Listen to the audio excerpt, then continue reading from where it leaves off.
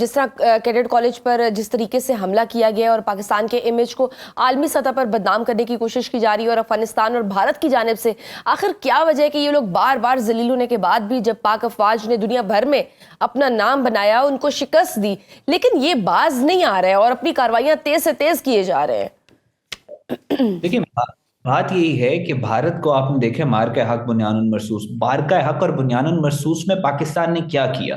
पाकिस्तान ने अपनी hard power को बहुत वाइजली प्रोजेक्ट किया इंडिया के खिलाफ, और फिर पूरी दुनिया में पाकिस्तान जो है, आपने देखा मार का हक बुनियानुल मरसूस के फौरन बाद पाकिस्तान की जो डिप्लोमेटिक रिलेशंस पूरी दुनिया के साथ बेहतरीन हो गए। अमेरिका के अंदर जो ईरान इसराइल वॉर, उसमें पाकिस्तान का जो मौकफ था कि हम अमन चाहते हैं, पीस चाहते हैं, उसी के ऊपर फिर बात हुई। डोनाल्ड ट्रंप ने एकदम थ्रेट किया कि तेहरान को खाली कर दो। उसके बाद फील्ड मार्शल की मुलाकात हुई और उसके बाद डोनाल्ड ट्रंप पीस की बात करना शुरू हो गए, अमन की बात करना शुरू हो गए।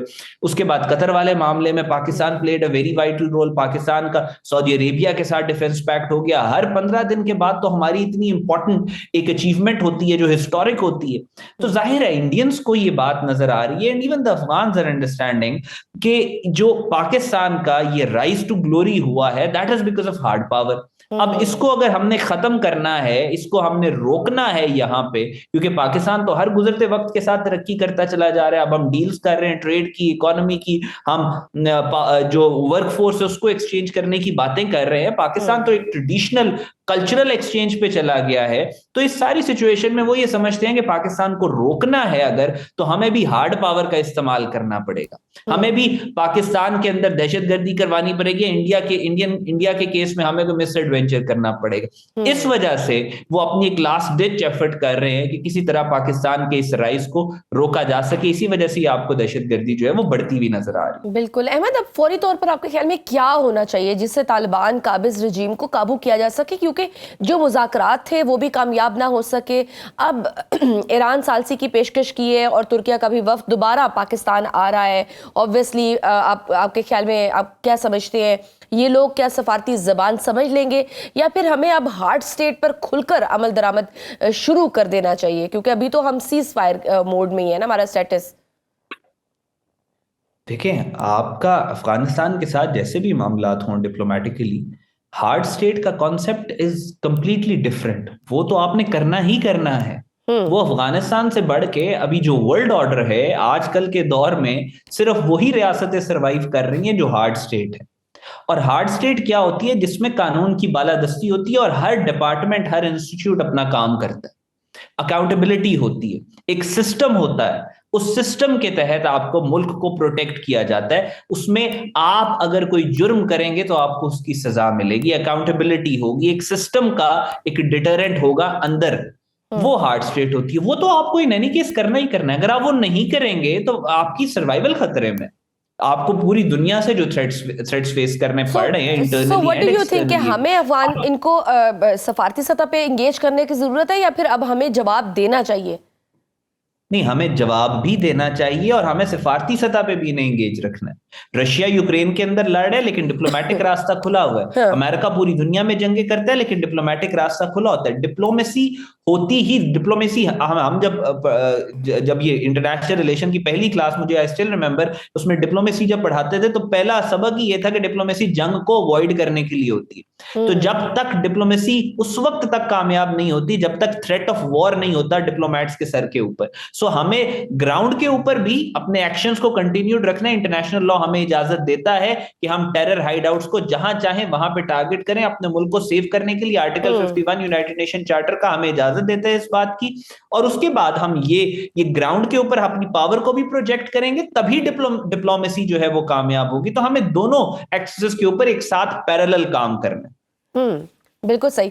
अहमद, दुनिया एक तरफ ये तो तस्लीम करती है कि अफगानिस्तान दहशतगर्द जमातों का गढ़ बन चुका है, वहाँ al Qaeda, Taliban, TTP, BLA, Daesh समेत हर तरह के दहशतगर्द हैं और वो उनके खिलाफ कार्रवाई भी नहीं करते, क्योंकि अफगान तालिबान हो या टीटीपी, उन्होंने बैत तो हिज़्बुल्लाह की हुई है और एक दूसरे को भाई भी कहते हैं। क्या अब वक्त नहीं आ गया कि दुनिया इस दहशतगर्द तालिबान रजीम के खिलाफ अमली कार्रवाई करे, क्योंकि ये दहशतगर्दी पाकिस्तान तक महदूद तो नहीं रहेगी, ये तो फिर सारे खित्ते को लपेट में ले लेगी।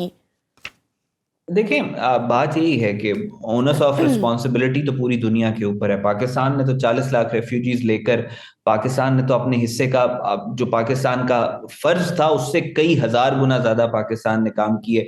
अमेरिका ने ये जो वॉर ऑन टेरर का सारा ये शुरू किया था 2001 के बाद, उस पर सबसे ज्यादा इफेक्ट तो फिर पाकिस्तान हुआ, दहशतगर्दी तो फिर पाकिस्तान के अंदर आई। और हम्म। अब जो टीटीपी और बीएलए की सियासी ये जो दहशतगर्द तंजीमें हैं, ये क्रिएट ही तब हुई कि जब ये अमेरिका की जो प्रेजेंस थी अफगानिस्तान, तो पाकिस्तान ने तो अपने हिस्से का काम पूरा पूरा किया।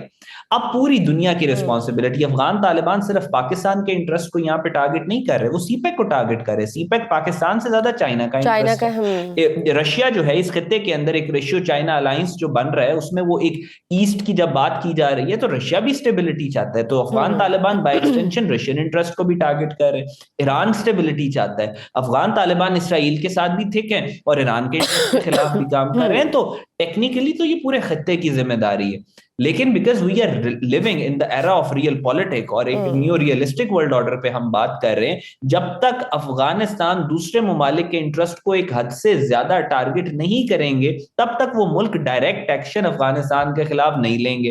फॉर एग्जाम्पल ईरान है, ईरान के भी अफगान तालिबान जो है उतने ही दुश्मन है जितने पाकिस्तान के।